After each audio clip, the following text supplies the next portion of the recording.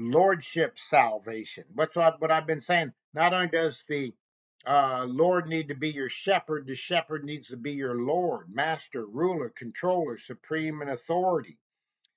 And it's as effective for those who truly believe on him. These 15 things you shall not want are effective and become a reality when you truly believe on him, trust in him, rely on him, adhere to him. In other words, when you put yourself in his hands. That's the idea of trusting and relying on, believing on somebody. You put yourself in someone's hands. And you will only do that with someone you love and in whose ability you are sure. Let me say that again. You will only put yourself in the hands of somebody, fully into the hands of somebody, when you know they love you and you love them, but also when you are confident in their ability. See, you may truly love somebody and they may truly love you, but if are you going to put yourself in their hands to fly a plane, fly you across the country when they've never flown a plane before? Are you going to trust them? Are you going to trust them? This, oh, I know you love me, and I know I love you. So, yes, I'm going to trust you. Even though you have no ability to fly a plane, I'm going to trust you to fly me across the country. No, no, no. You're not going to do that just because you love them and they love you. So, you not only need to understand their love for you and your love for them, but you need to have faith and confidence in their ability. Now, very few people meet that bill, but Yahweh does, the shepherd does. We know he loves us, we love him, and you can have complete and total, unmitigated confidence and trust in his ability. Hence, you can put your life in his hand. You can put your affairs in his hand. You can put your personal life, your family, your marriage, your finances, your business, your past, your present, your future, your health, your healing, your protection, your provision, your direction, and on and on and on. You put them all in his hands. You can trust in him. When you're in deep waters, you can trust in him to rescue you, to deliver you, not only because he loves you, but because he has the ability.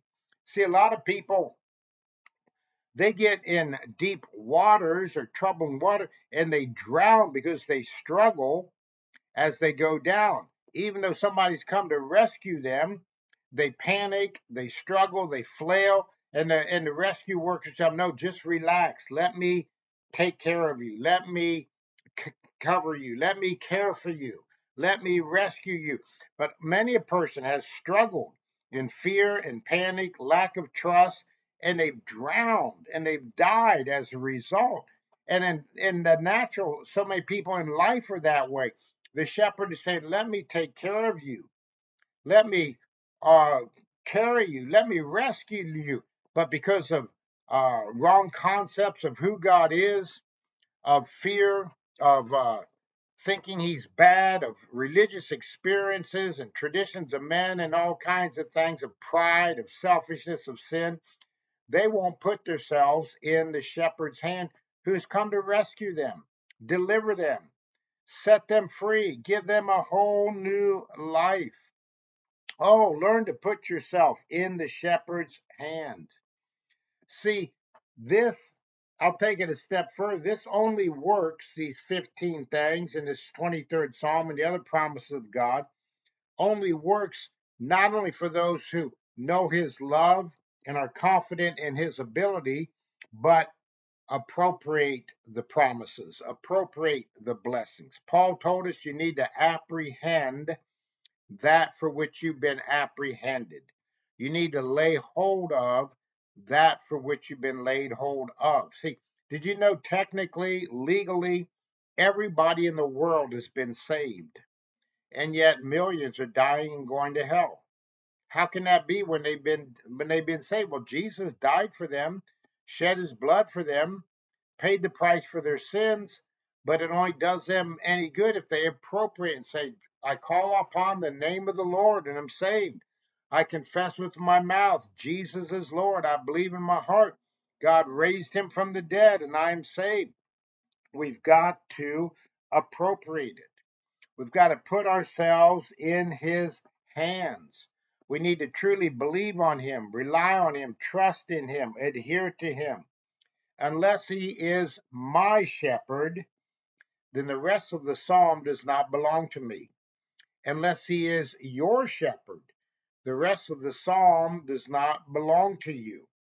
On the other hand, if he really is my shepherd and I am really his sheep, then I have everything in him. I have everything I need. And if he truly is your shepherd and you truly are his sheep, you have everything in him, everything you need. Remember, the father told the elder brother in the story of the prodigal son, everything I have is yours. Everything I have is yours. So, all these wonderful blessings come to us when we are sure that He is our personal shepherd. Those 15 things. But now I want to focus on the fact that one of those 15 things is He will lead us. See, it says He leads us beside the still waters. Then after that, it says he leads us in paths of righteousness. So his supernatural leading is part of the benefit package here that the psalmist lays out for us. And see, it's most interesting. If you look, a lot of people, they get all hung up on going through the valley of the shadow of death. Yea, though I walk through the valley of the shadow of death, I will fear no evil. For thou art with me, thy rod and thy staff, they comfort me. And they paint all kinds of pictures about that. Some of them are really doubt and unbelief. And they say, well, God's putting them in the valley of the shadow of death to teach them, to refine them, to perfect them, to purify them. No, notice something. He leads me beside still waters. He leads us in paths of righteousness. Then there's a sudden change there on that verse. It says, yea, though I walk through the valley of the shadow of death. Not, yea, though he leads me through the valley of the shadow of death. It's not God leading us through the valley of the shadow of death. He said, yea, though I walk through the valley of the shadow of death, I will fear no evil. Why? He's right there with you. Let's pause right there and I encourage you all this week. Say, Lord, I thank you for divine guidance, divine leadership. And don't forget to share this with others and subscribe. And we'll see you tomorrow. God bless you.